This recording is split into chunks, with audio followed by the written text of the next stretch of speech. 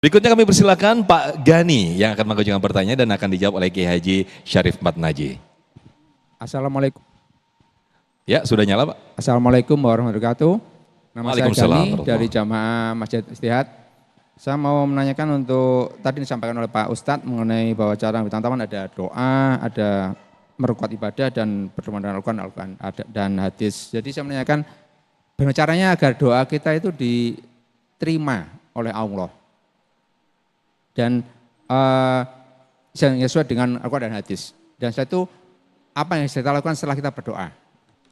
Terima kasih. Wassalamualaikum warahmatullahi wabarakatuh. Waalaikumsalam warahmatullahi wabarakatuh. Saya juga kurang begitu menangkap jelas pertanyaan yang disampaikan Pak Gani tadi. Mungkin bisa diulangi sedikit saja, lebih dekat lagi mic-nya Pak.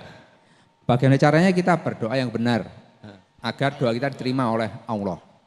Dan setelah itu setelah kita berdoa, apalagi yang kita lakukan untuk memastikan bahwa doa kita diterima oleh Allah. Oh Masya Allah, berdoa yang benar bagaimana biar diijabah oleh Allah Subhanahu Wa Taala doa-doa kita. Silakan Jai.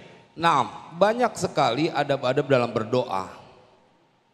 Dan di antaranya yang disampaikan oleh Nabi bahwa berdoalah engkau meminta kepada Allah dan engkau punya keyakinan bahwa doamu diijabah. Udullaha wa antum muqinuna bil ijabah.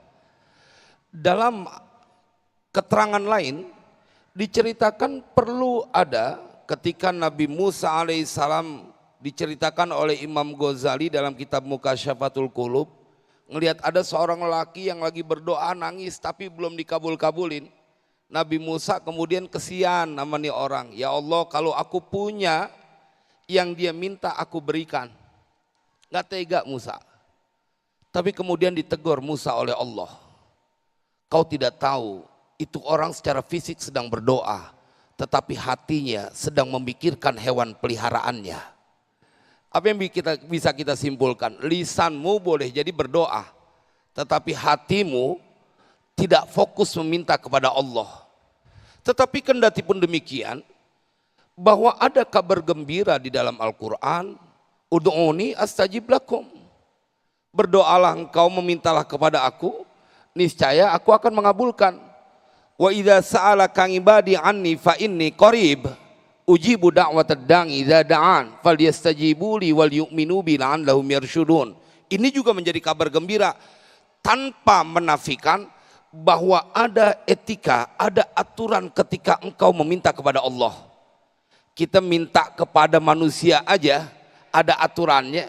Mau ketemu raja kita harus ikut yang namanya protokoler. Kadang-kadang perlu waktu lama untuk audiensi baru diterima.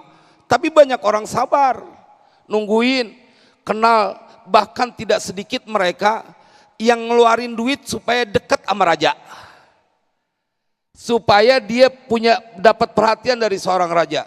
Dan Allah mengetahui semua kebutuhan kita. Itu dulu yang perlu kita bangun.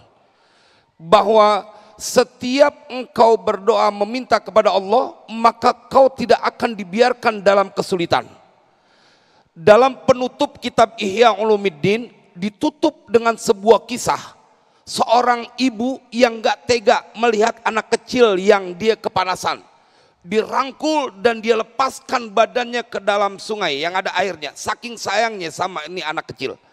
Para sahabat terkagum-kagum dengan wanita ini yang kelewat sayang dengan anak kecil itu. Kemudian Nabi menegur mereka bahwa Allah lebih sayang dibanding wanita ini kepada anak tersebut. Jadi itu yang sekarang harus kita upgrade.